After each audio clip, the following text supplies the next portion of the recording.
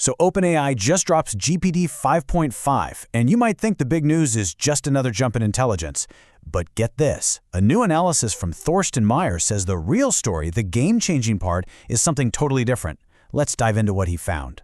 And Thorsten Mayer, who's been putting this new model through its paces since it launched, kicks off his whole take with this absolute bombshell.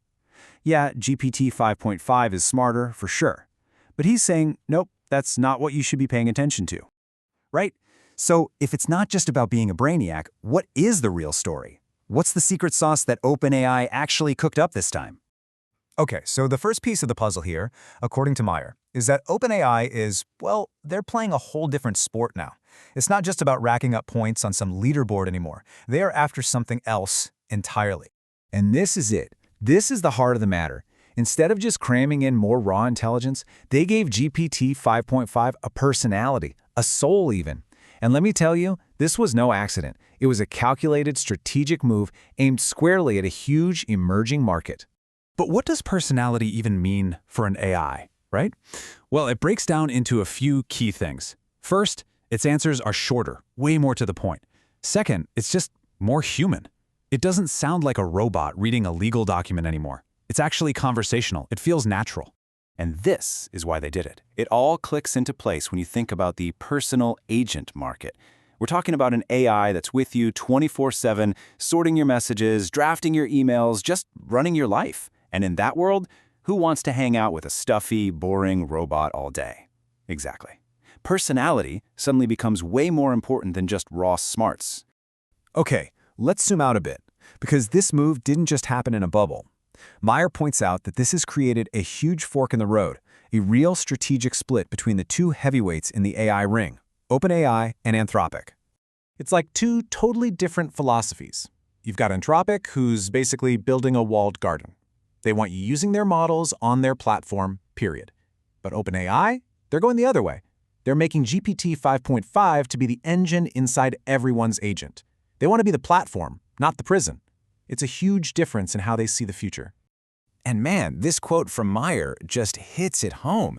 If you've ever built an agent, you know that feeling. You plug in a GPT model and suddenly your cool custom agent just loses its soul. It becomes generic.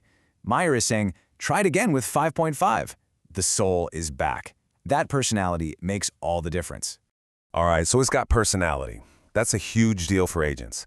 But what about the nitty-gritty? You know, the price, the power, the performance. Let's pop the hood and see what this thing is really made of. And we're going to start with the money, which is actually pretty surprising. So you look at the price sheet and your first thought might be, wait, what? The cost per token is actually more expensive than the last version. Seems like a bad deal, right? But hold on, that sticker price is kind of misleading. For anyone actually building with this stuff, the real question isn't how much per token. It's how much does it cost me to get the whole job done? And boom, here's the twist. GPT 5.5 is just so much more efficient. It thinks smarter, it talks leaner, it gets the same job done using almost half the tokens. So here's the bottom line. Even though you pay more per token, your final bill is actually lower, it's cheaper in the real world. And it gets better. This isn't just one model. OpenAI actually rolled out 2 different flavors of 5.5. Think of them like specialized tools, each one built to be the absolute best at one very important job. First up, you've got CodeX. This thing is an absolute monster for coding. We're talking you can hand it a spec, go grab lunch, and come back to a working project. It's wild. Then you've got the Pro version, which is the problem solver. This thing can chew on a complex problem for over an hour and spit out a perfect 60-page report. It just feels unstoppable. So let's put it all together. Where does GPT 5.5 really stand now?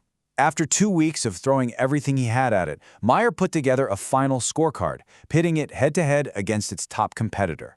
And this lays it all out for back-end coding, for letting an agent run on its own, for generating big documents. GPT 5.5 is the new king, no question.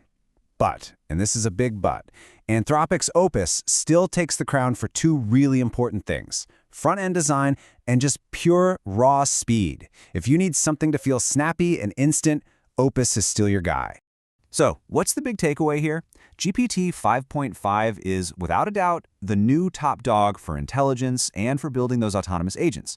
But the thing Mayer keeps coming back to, the real story, is that shift towards personality. It's a huge sign that this AI race is changing. It's not just about who's the smartest anymore. It's about who we actually want to interact with.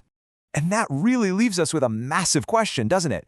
As these AIs become a bigger and bigger part of our lives, are we going to care less about their IQ scores and more about how they make us feel?